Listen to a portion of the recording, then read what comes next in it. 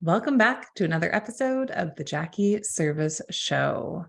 We are here with a dear friend and somebody who I have had the pleasure of getting to know over the last multiple years as I've transitioned into entrepreneurship, the one and only Renée Warren. Welcome to the show. Thanks for having me. I I'm love the excited to be. background. Yeah, thank you. I'm excited to be here, you wild lady. You know what? It's your podcast was one of my favorite episodes we did, and the whole concept of We Wild Women and bringing women together is what this series that we are doing is all about. I love it. So needed. Thank you for doing this. It is needed. For those tuning in, we are in the middle of a series where we're bringing women on, one who just deeply inspire me, and Renee is one of those women, and two have made major transitions, multiple major transitions in life. And we're just sharing our journeys of moving from, let's call them stereotypical kind of career paths to entrepreneurship and what that felt like, inclusive of things that Renee and I will likely dive into, which is also I had twins, she had Irish twins while we were building businesses and what that felt like as women, mothers, business owners, founders, and all the good stuff. Yeah, we were just silly. Right? Why did we do that? Birth babies and businesses at the same time. Hey, let's just have babies and grow a business. Can't be any worse than that. I know. Fair enough. So before we dive into transitions, I obviously just want you to share with the audience your story, your background, and what you're up to right now. Yeah. Well, thanks for having me on the show. So my story, I'm not going to go all that far back. I'm just going to take out little snippets, but started a restaurant when I was 17, seasonally, did that for 4 years, paid for college, did college, traveled all over the world. Came back to always wanting to be in like agency space. So social media, content, started a little communications company, then met my husband, lived in San Francisco for a bit, started working with startups out there. And this was when like the infographic was becoming the end thing. And to have a company professionally design you an infographic, you were just crushing it. And then along came Canva. But in that time, I really discovered how social media and content marketing were so important to startups and getting the word out about them and launching them. And I learned a little bit about PR. Then I started an agency with my co-founder at the time, Heather. And we had so much fun doing it. However, I had 2 babies in the same year that I started that company. So 8 months pregnant with Max, started the business, and then 11 months later, welcomed Noah, and with a growing business and a team now. It was just nuts. So nuts. In that time too, my husband was traveling all over the world, raising money for his new startup. And anyway, it just got a little bit crazy. And it was all survival mode. And so it's like you would get as much sleep as possible. You would work as much as you could in the times allotted, be with your kids when you could, but there was no place for health and nutrition, working out. The community was hard too, because you're so exhausted. You don't want to go out for dinner with friends, or you don't want to do a thing on the weekend. It's like I lost myself in all of it. I prioritized business, then babies, everything else, and then me. And I burnt out. I was unhappy. I was unhealthy, and it got just a little bit scary. And so I needed to fix that. And then so in that time, my agency was going through due diligence to be acquired by a bigger company. The outcome of it was a 2 to 3 year earnout. And I didn't have it in me to be in the industry for that much longer, work for somebody else. Yeah. The idea of having a boss was like, no way. So it didn't happen. And then I just couldn't do it anymore. So closed up shop. And then I started coaching. And how I got into that was after the business was done, I was like, I needed to do something. And people kept asking me for advice. Business is like, oh, hey, like this is how I did this. This is how I managed a team. This is how like we managed a remote team, grew a business. This is how we built everything. And then I was like, I need to start charging people for this advice and create a structure. And then before I knew it, I was doing business coaching for 3 years. And then I realized that was something that I did because I thought it's what I needed to do. I thought it's what I should do. It's not what I wanted to do. I wanted to get back into the creative seat. I'm an artist, and I don't find artistry in coaching for me personally. I wanted to create, to write, to come up with ideas. And so I got back into PR. And the moment I made the decision, the moment was like not that long ago, my business just went through like the ceiling. It was just crazy how many clients I got because it was aligned with me, with what I like to do, what I want to do. And when you have all of those pieces connecting energetically, it's like the universe is like, here you go. Like I finally figured out how to make the Tetris pieces come together. Mm, And I then it love just this. kept flowing.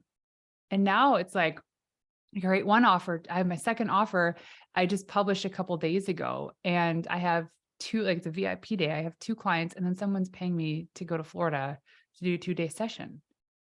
And so all this to Amazing. say, where I was to where I am was all by design in the time I didn't know. But your mess becomes your message if you choose for it to become your message. Oh, Renee, there's so much goodness here. Thank you for sharing your story. I'm like, I could pick at so many of these pieces because there's just so many golden nuggets in what you just shared in that story in itself. I have a curious question. I feel like, so when we met, we were both coaching, right? We had both kind of landed in this coaching world. We had a mutual friend that thought that we would really connect. And so here we are having these conversations around coaching. I know for myself, I grew up in kind of corporate HR style roles. Talent was always the place that I played. There was some reservations or hesitancy for me to fully go back into that space because of fear. I thought the story I told myself was I was going to revert back to that woman, the woman I was in past, if I chose to go back and include some of those pieces of my past into what is now my present and for my future. And so I resisted going back into talent and doing what I think is my greatest gift and how I can serve best, which is really the strategy behind people for so long. I know you've come full circle back to PR, and I'm so curious about that journey for yourself and if any fear or resistance showed up for you too. Oh, yeah. So a big reason for me hesitating was because of some of the trauma that was built in being in PR. So I read an article not that long ago that to be a publicist or a PR expert is one of the most stressful jobs in the world, like below being a soldier. I'm like, how? I don't understand, but there's so much stress involved. I don't know why I gravitate towards this, but there was that. The other component in my hesitancy to come back was the shame around it. So I remember being in San Francisco where the point that I was there was like mostly dudes doing startups. And there was this like profound distaste for PR agencies and marketing agencies because the startup mentality was that these are just leeches that suck these startups dry. And like everything that was wrong in a startup was blamed on a marketing person, agency, or PR people. And I remember going to a couple parties. I was with my husband at the time, and he said to me, "Hey, let's work on how you're going to introduce yourself to people." And I was like, "Oh, my name's Renée Warren and I'm in PR and communications." He goes, "Don't say that." Like, but why? I was proud of that. And he goes, "Here's why." And he gave me this quick download. I didn't know anything about the scene. And like immediately I was like, I cannot tell people who I am because it might come with shame. And that stuck to me for so long, to the point where I realized it was one of the reasons why I wanted to shut down the business. It was why I wasn't doing it again. And then I did these past 5 years of so much personal development, Tony Robbins events, all of these coaches, business coach, life coach, family coach, all these things, reading books, listening to podcasts, doing the work to realize that I actually love it. And I don't care what other people think because I'm not here to impress them. I want to work with really rad people that are doing cool things that at the end of the day, we're going to be friends forever. So all my clients are friends. They're ridiculously amazing human beings. And those are the only opinions that I care about. So, there's this story on one side of my brain that was like, don't embarrass yourself. Don't sign down for this industry. there's so much work involved. You'll be working 60-hour weeks. And then there's my other side. The artist is like, but I love doing this work. I love strategizing PR and content and social for clients. And I finally just decided, you know what? I'm doing this for me, not anybody else. And I made the leap. And it's like I unlocked this next level. Wow.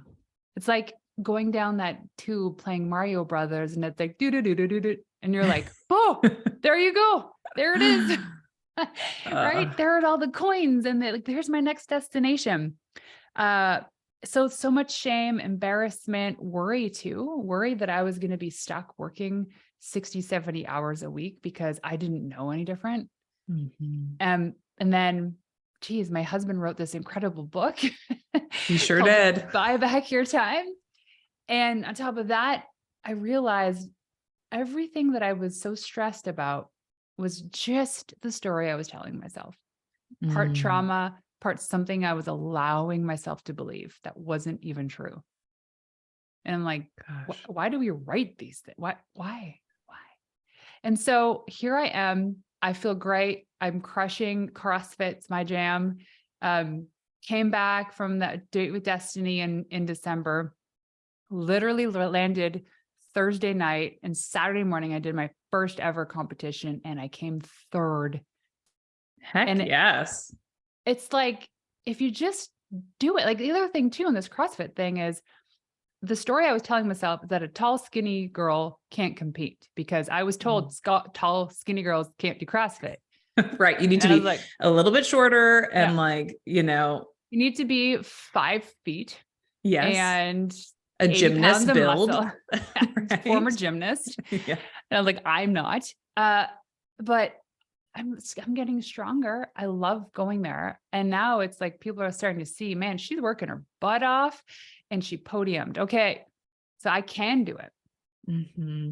And for me, this transition from like motherhood to entrepreneurship, and then another business and moving across the country during a pandemic, were all like beautiful gifts. Some were stinkier than others. Yeah. Some land a little heavier, some take a bit longer to like fully move through, but that's a choice. That's something to listen to, right? Listen to Renee's language. Language is so potent and so powerful. What I hear is all of these things happened for me, not these things happened to me. Right. And she talked about, Renee, you're talking about life by design. I'm curious for you, what does that mean? Like when you say that phrase, that was so potent for me. As soon as you said it, I was like, yes. What does life by design mean to you? Every single person has the power to design their own lives. If you're a nurse and you don't want to be a nurse, then don't be a nurse. Right. Right. Our parents, most of them love us and they were trying the best for us and they were doing what they can with what they had. We're trying to instill in us certain, core values and beliefs. And while I think we have good intentions, that's because I know that we do this with our kids too, is like, it ends up planting these seeds of like what is expected of us. And we don't want to disappoint our mom, or we don't want to disappoint our kids or our friends. So we do the things we think people expect of us. Right. Yeah. So that means you're not designing your own life. You're doing something that somebody else wants of you. And you don't even ask them. You don't even ask them if that's what they wanted me. I thought my husband wanted me to do a coaching business because it was hell of a more lucrative time-wise than running a PR agency. He just wanted me to be happy. And he thought that was an easier way for me to be happy. He doesn't care what I do, but he cares if I love what I do. He cares if I'm good at it and I keep trying and I push myself. So life by design is really breaking down, like unconditioning all these things in our life to create a life that we love by design. And to go against the grain, if you have to, take the chances, move across the country, start a new business, quit your job if it's not serving you. Easier said than done. All these things take time, but I think it's something to consider. And it could mean just smaller things. So life by design is, I want to lose 10 extra pounds. What is something you can do today, right now, to start that process? Drink more water. That's it. Drink more water, right? And maybe the next one is, you know what? I'm going to actually meal prep just for this week, and I'm going to see how it goes and how I feel. And all these things slowly start contributing to you having more vitality in your life. So life by design is all that. It's creating the life that you want, right? Not the thing that's uncomfortable, or the thing that's comfortable though. Not a comfortable life, because a comfortable life is just boring. It's mediocre. It is. You need to do something that is scary, right? It scares you, pushes you outside your comfort zone, but is still achievable. So I actually call that accountability. So accountability is when you do something outside your comfort zone, but is still achievable. So it could be CrossFit competition, or it could be booking your first private jet to go to a destination when it's like 10 times more expensive than we're used to paying, but it's uncomfortable yet it's achievable. Yeah. Oh, I love this. I love the whole philosophy of life by design. I would say you have been somebody I've looked up to so much when it comes to showing me that there's always a way in terms of running a business and also running my family and my life kind of at home as well. I remember one of the first times that we talked, you were just sharing with me openly that you were prepping and planning to go to San Diego for the winter at the time when you lived on the East Coast. And you shared with me, you showed me it was possible, is what I would say. And that shifted a paradigm for me. I had this belief system that, hey, once the kids got into the school system and once they're going to school, like, you know, to pull them out for a significant amount of time was not appropriate, or was quote unquote wrong for whatever reason. Likely because my parents were both teachers growing up. So I came from that like background of thinking that. And I remember you showing me that that was possible. And as soon as I saw it was possible, my husband and I started having conversations of, hey, it could be, we could do this too. How would we make it happen? What would it have to look like? What's the support we would need to get into play? And we had planned it. Unfortunately, COVID happened and it did not happen that particular year, but we just got back from our first winter where we spent, you know, I think we were there just over 3 weeks in Phoenix. Next week, we're in Mexico, and then we're doing 2 weeks in Florida. Nice. And so this winter, we're gone for 6 weeks to explore and play and feel into what our next chapter of winters is going to look like for our family. And I just wanted to acknowledge you of that, because it was something that was so potent for me 3 or 4 years ago when we met. Yeah. So that's the perfect example of life by design. And my meaning to it is doing the things that you want to do and making it possible, because there's no rule, right? In New Brunswick, where kids were going when this all started, there was actually no rule saying that they couldn't miss that much school. But, I never even checked. I just made these assumptions. So I thought it was going to be a big deal. So the first time we did it, it was like, talk to the principal and then talk to the teacher. And they're like, yeah, just go. We can't stop you. And we just think that there's these structures in our society. That's what expected is a kid goes to school all day. You do homework at the end of the day. They do sports on the weekend, rinse and repeat. That's boring to me. That's a little, maybe there's seasons like right now we're in that season. But because they got intense soccer and basketball, but when the season's done, it's like, what's the next thing that we're doing? But because we thought that the school system would punish the boys because they were away, it wasn't true. And then I thought, oh, I'm going to inconvenience the teacher. Actually, the first teacher, this was beautiful. This was when Max was in grade 1. So we were leaving in February and I approached her in November saying, hey, we're gone for like 3 months. And then she's like, oh, okay. What do you need from me? And I was like, oh, I don't know. What do I need from you? And you know what she did? She put together the whole second term of school exercises for Max to bring with us. And she said, when she handed it to me, she goes, this is exactly what I needed, the kick in the pants I needed to get everything done over the holidays so that she didn't have to put a lesson plan together for the rest of the year. Wow. Because she spent the time to do it. It was a forcing function for her. And she's like, I'm going to do this every year. So look, that inspired somebody to change the way they do something. And we have our lesson plans now and we go to San Diego and we get her done. But yeah, my mom was like, well, what about, that's the first thing people ask all the time. Hey, we're going to San Diego for 3 months. What about school? Like, do you not think kids learn outside the school walls? Like, I don't know. They're in grade 1 at this point. Like, they're learning how to read. That's all we got to focus on. That's good enough for me. So all of these things that we've been indoctrinated to believe about, like education, about running a business, about what it means to be a mother, a wife, a community member, isn't necessarily true. It's not necessarily right. It's that people don't question it.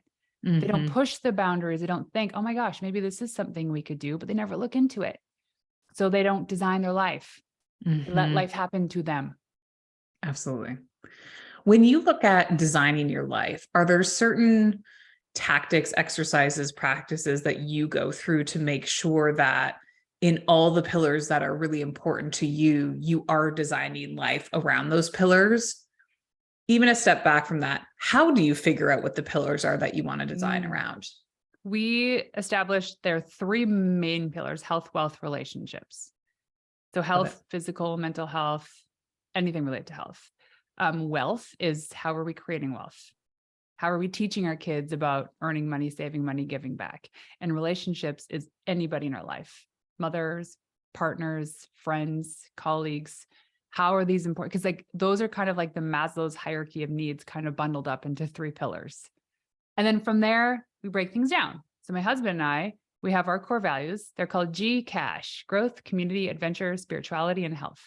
Every Wednesday at noon, we have lunch together and we go through our little agenda, and one of it is to review our core values. How were we, so like community wise, how are we in community this week? Did we host a dinner? Did we go for dinner with friends? Were we calling our parents? Were we giving back to the community? Adventure: what did we do that was really cool and fun this week that we've never done before?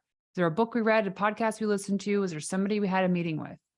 And we just go through these things and we score every single one out of 10. And we look back like a week previous to that, it's like, where were we failing in like spirituality? Oh, okay. Well, that means that we probably maybe pray at dinner time or talk about like God a little bit more, whatever spirituality is to us. So that has been our construct in how we create those pillars. And the thing about those core values is they can change over time. Ours have been pretty solid for a while because we like saying GCash. It would be hard to like lose out on that acronym. I know, right? But it just works for us. And it's fun. So like we can spot each other's flaws throughout the week, saying, hey, Dan, I noticed that you've just been staying at home all week and you're not sick. So what's going on? How can I help you get out of the house? Or Dan will be like, you know what? You haven't had your spiritual alone time. Go run a bath. I'll deal with the kids. Because it is about supporting each other. Let's talk about that. My husband and I are both entrepreneurs, and I know you and your husband are both entrepreneurs as well. One of the things I just pulled out there is, if you didn't catch it, Renee and her husband sit down at a specific time every week to review their core values. That in itself is a piece of the structure that likely makes them highly successful human beings, highly successful parents, spouses to one another, business owners, insert whatever else you want to insert there. But that was like a key nugget for me as I'm listening to you. But I'm curious, you have been building businesses with your husband for years. Talk about, what are some of the gifts? Let's go gifts first. Sometimes we start with we go to like the negative undertones. What are some of the gifts of building businesses with your spouse? What have you loved about that? You just get each other, the entrepreneurial mindset. I have friends who are entrepreneurs and who husbands or other partners are just, I don't want to say just, they have a job they love, but they don't understand that there's just something different about our minds. So the gift is like, Dan can just come up to me. If he's in a good communicative moment, he'll be like, hey, having a tough time today or this week, this is what's going down. So if you see me being a little bit, that's why. And I'm like, noted, got it, completely understand. That's emotional. The other gift too is just leaning on each other. Like Dan was going through this massive recruiting stage last spring, and he didn't have the time to find somebody to help him hire. And he's like, Renee, you got time on your plate? You know me, you know my business, you know exactly what I'm looking for in these roles. Can you help recruit? I jumped in, I rolled up my sleeves and I was like, yep. So I helped him hire like 8 people over the course of a couple months. And the best is having those like just random encounters throughout the day, because we both work from home, where I'm like scratching my head on something business related. And I'd be like, hey, Dan, can you look at this really quickly? He's like, yep, sure. He's like, do that, don't do that. I'm like, I was thinking the same thing. Thank you so much. Walk away. The other thing is in our meetings is, so we've established roles. So I'm the CEO of the household. He's the CFO of the household. So in our meetings, we show up to this meeting as those are the roles. And so what does that look like? Play that out for us a little bit. What does that actually look like? So I take care of largely to do with like the kids stuff, like the general house stuff.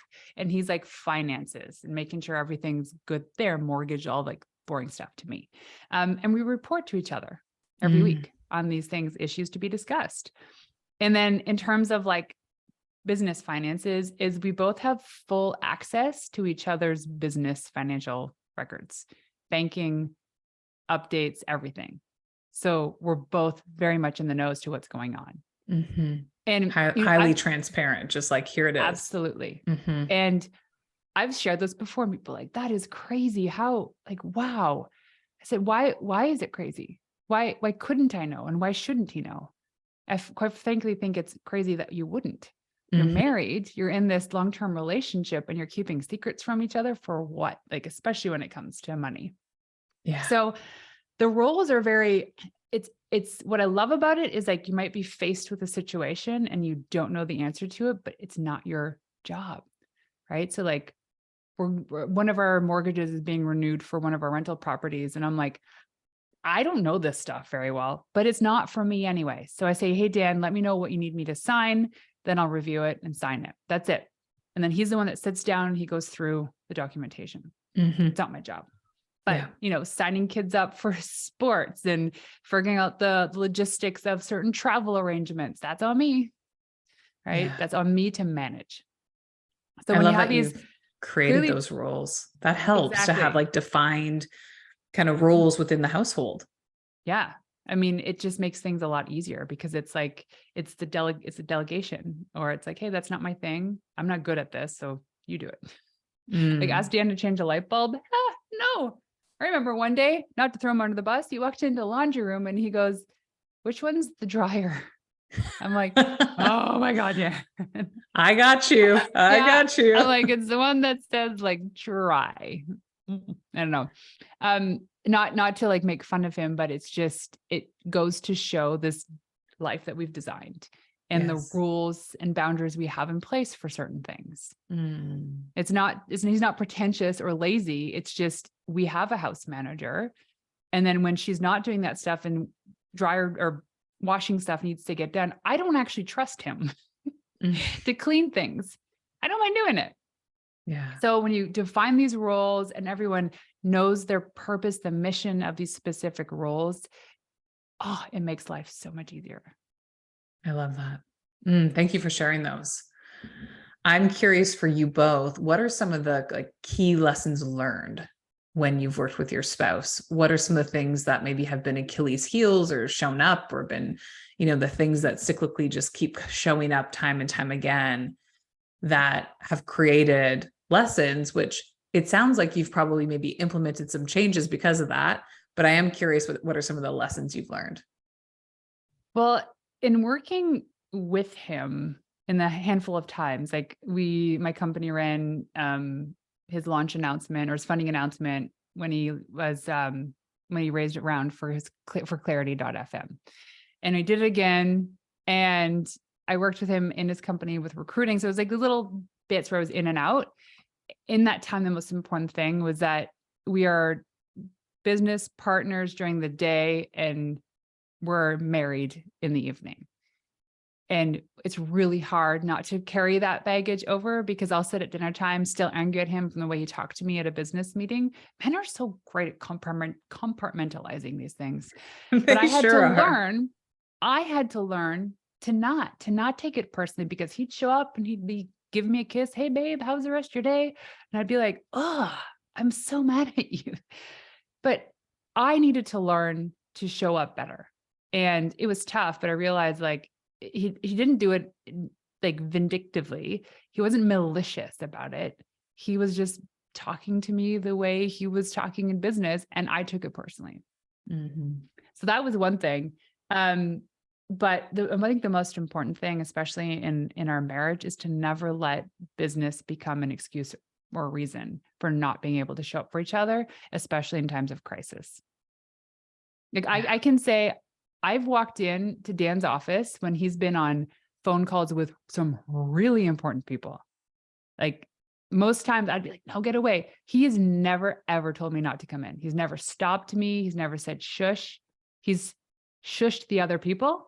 And he's like, just 1 second, please. And then he'd be like, how can I help you? Like, I remember one time he was talking to Tony Robbins' business partner about something. And I walked in and I was like, hey, I'm like, do you want a coffee or whatever it was? And he's just like, excuse me, to the person he was talking to, and turned to me. He'd be like, yes, can you please like give me coffee or something? And I thought how beautiful that was, that I felt like such a priority in his life. And that just increases the grace and flow and the femininity of like being seen and heard, regardless of who's in the room. And that's important. And you know what? People on the other end, they don't care. They think it's a beautiful thing too.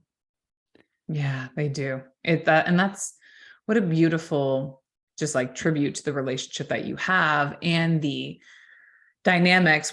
I hear this a lot right now online of the balance and the masculine and feminine energy specifically. And for Brooks and I, one of our lessons learned is I can sometimes really tune up my masculine style energy when I'm in business mode. And I need that transitionary time to like come out of business mode and like step into mother and wife. Like there's a moment for me that I need.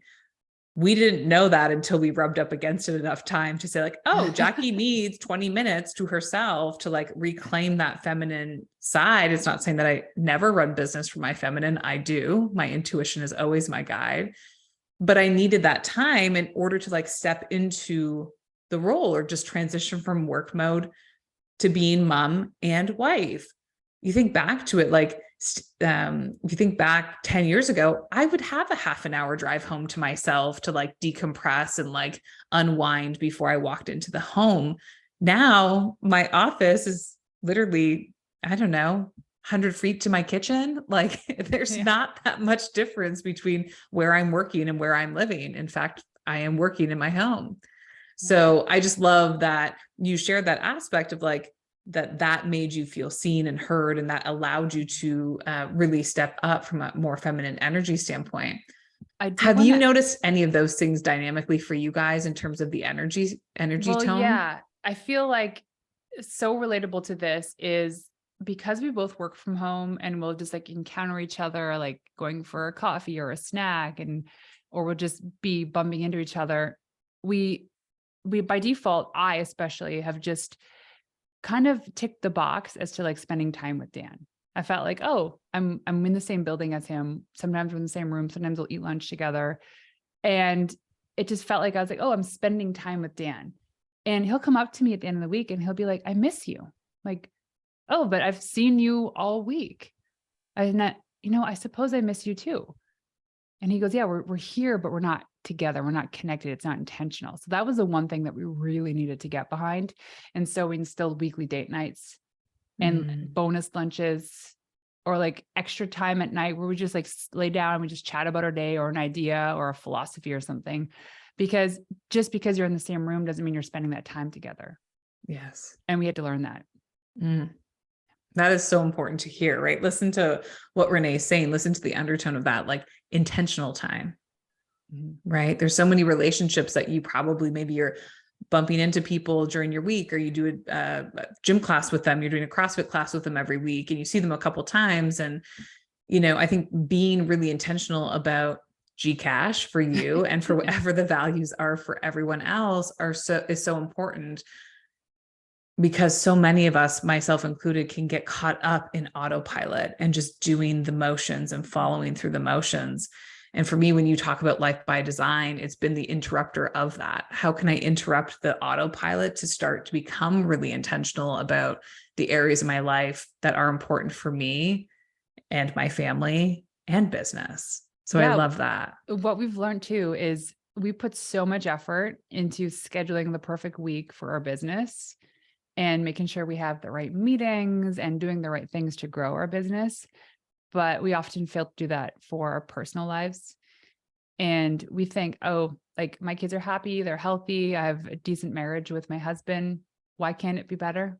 Why can't it be like the best marriage in the world? Why can't we set those standards? Guess what? It's going to take effort. You can't just let it happen. And so we put into this design is working on each other, quarterly retreats away, date nights, intentional ways of communicating so that, because we have different communication styles. Sometimes I like to just vent. And so I'll just show up and be like, don't say anything, just listen. He'll be like, yep, okay. And I'll just download and then I'll walk away. And he'll stand there stunned because men by default want to fix things. They solve problem don't solvers. like to see their woman in pain or frustrated or hurt. They just want to go in there and just like get it done to fix it. We don't want that all the time. Sometimes we do. And you know what? We leave it to them to figure out. I don't think that's fair.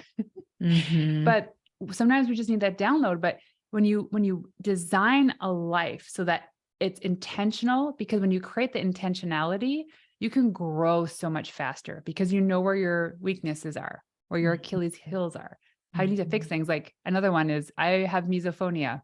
It's a crazy little quirk. I have like really hate the sounds of people chewing food and gum. And so I actually bought these very specific plugs that you put in your ear that helps straighten out the sounds going into your ear canal. And it doesn't mute the sounds, but it makes it less aggravating. And for me, it was a 50% increase in decrease in my anxiety listening to those noises. So now when I go eat meals with Dan, I just plop in these little things that go in your ear and we're good. We're not fighting. Oh, I love this. I also love, before we start to transition into PR and what you're doing today, I also love when I'm hearing you talk, it sounds like you really prioritize scheduling things in a calendar, that there are things scheduled and you know when they're happening and you have meetings around when these things are happening. Talk about the intentionality of like putting things in a calendar and having strong communication so that date nights and quarterly retreats actually happen and they don't just blow by and another year goes by and we've frankly not taken a vacation or any time together intentionally. Well, I think about us even scheduling this recording. We're like, do you have like shoot out some dates and times you're available? I'm like, send me your Calendly link or your scheduling link. Like, we don't have one yet. I'm like, I'll send you mine then because I now have one because of your feedback. So we're all set.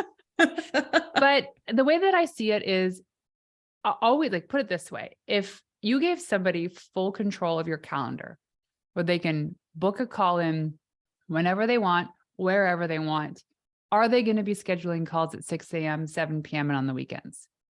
So I have a public link on my website where people can schedule a call with me about my program.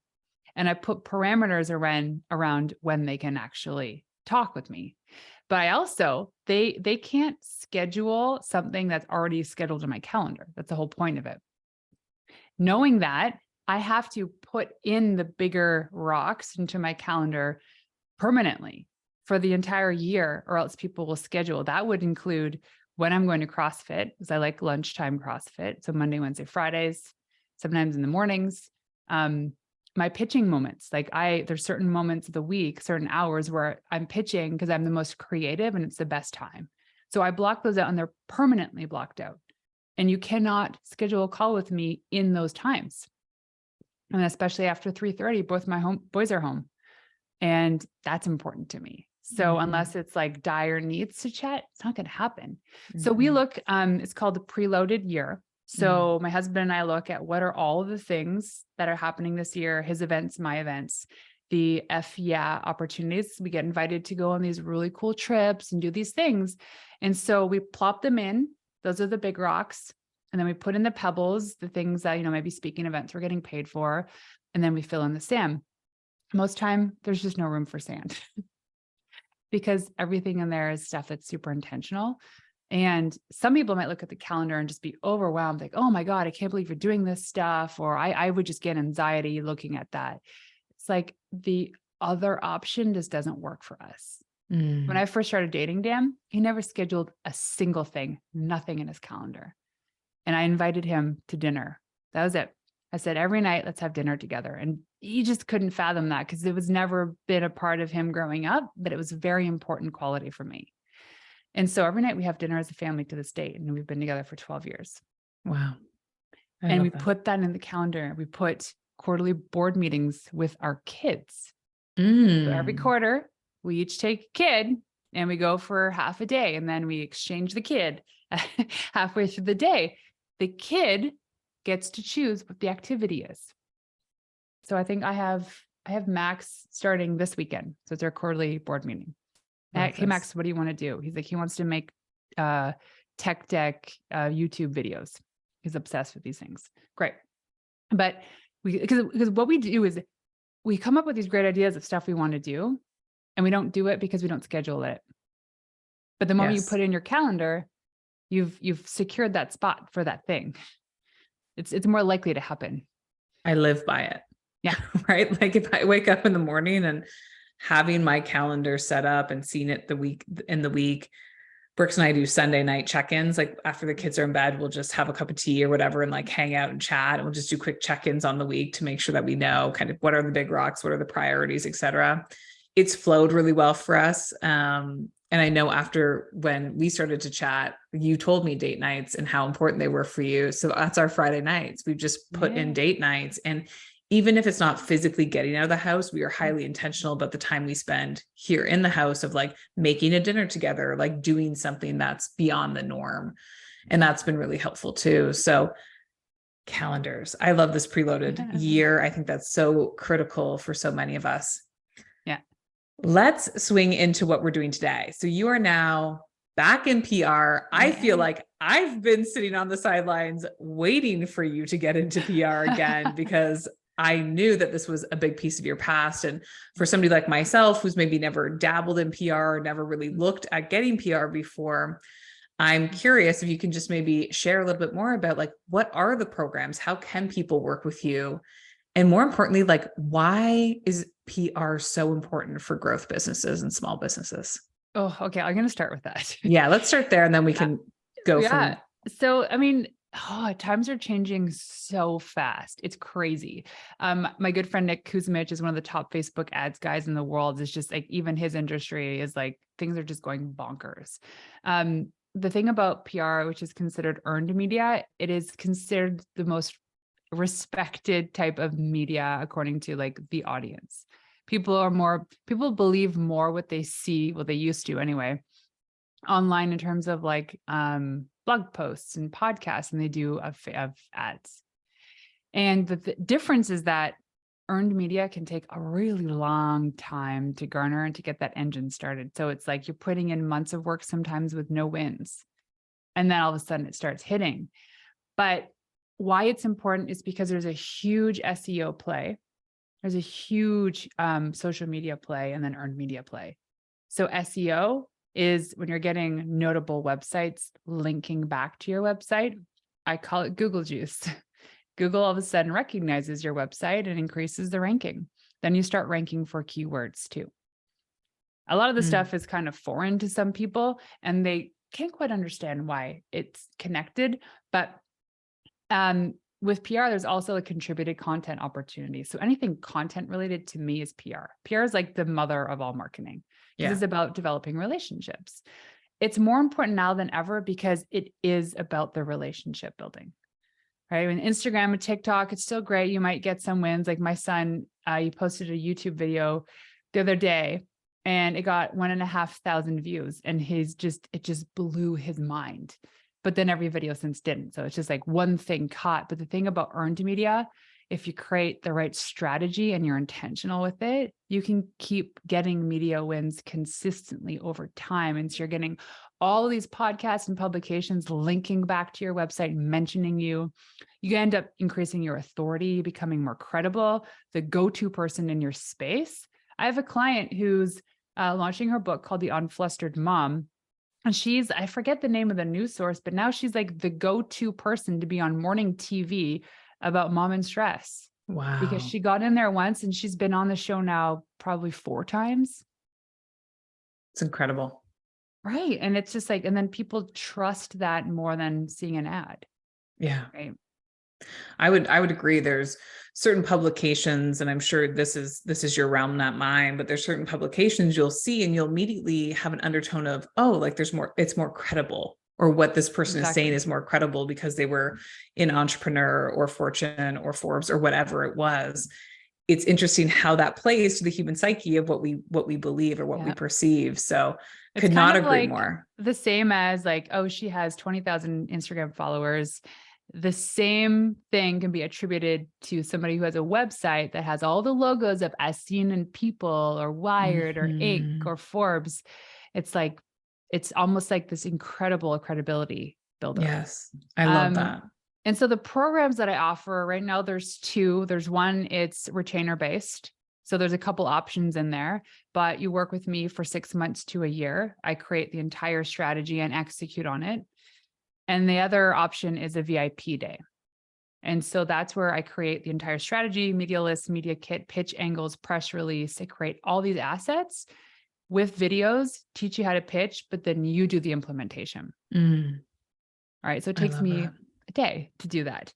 And I love it. I absolutely love what I do. The parts that used to be hard about this now are just easy to me because it's just what it is. And I work with incredible female entrepreneurs that are either launching, scaling, have an announcement, want to go on a podcast tour. And we work together for 6 months to a year, and we just have so much fun together. So much fun. I love the choice, right? You're choosing what you're doing, choosing who you're working with, creating these epic containers, both of them, whether it's, hey, here's a done for you service, or come in and do like a blitz day, VIP day, and then take away a toolkit so that you can go and implement it yourself. Like both of those are such incredible ways in which you can offer women support when it comes to PR. Frankly, to me, PR has felt like a little intimidating. Like, how do you even get started? I read your book, which we'll link up to in the show notes. I read your book like 3 years ago. Oh my God. And I know it's about relationships. I know it's about continuing to reach out.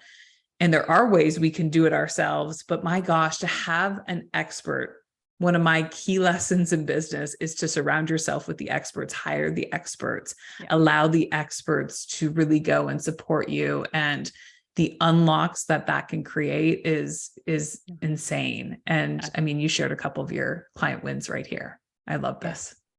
Yeah, I love it. And here's the thing about it is anybody can do it, but anybody could run their own Facebook ads. Anybody can do their own recruiting. Anybody can do any culture thing. But in hiring the experts, not only is it done well and right, it happens faster. Right? It happens faster because there's the trifecta of business. You can get things good, cheap, or fast, but only pick 2. Yeah. So if it's good and fast, it ain't cheap. If it's cheap and good, it ain't fast. However, you know what I mean. You had it. Yeah. Too many I was fasts with in you. there. I was with you. And that's the thing is like, and you and I both have specific superpowers, and we're honing in on that, and we're helping people because we've found this niche in the marketplace. We know what we're good at, and we're just doing the work. And it's such a beautiful thing to see. Well, I'm calling you, and I want to be working with you. So I can't wait to start that journey with you. It's going to be incredible just to see how you actually do it in the container itself. But Renee, I have so much love for you. Thank you so much for being here today. I will link up all of the ways that you can connect with Renee off in the show notes. Are there any other kind of key, I know we have a podcast, website, where people can actually like reach out, to hang out on any social media platforms mostly, so that we can make sure that we drive people to those places? Yeah. So Instagram, Renee _Warren. And I just hired a company to help me start a YouTube and a TikTok channel, repurposing a lot of the videos that I've already created, which is so intimidating. Man, there's so many mean people online. The comments I get on YouTube, it's crazy. But anyways, guess what? I just ignore them or delete them and move on. Definitely Instagram, or go to wewildwomen.com. And I have some freebies, a good blog. You can connect to me there, podcast as well, and then check out my programs. Fabulous. Renee, can't thank you enough for being on the show today. You have been a woman who has continuously inspired me, and I can't wait to see where your journey goes from here. So Thanks. until next time, guys, we'll see you again on the Jackie Service Show.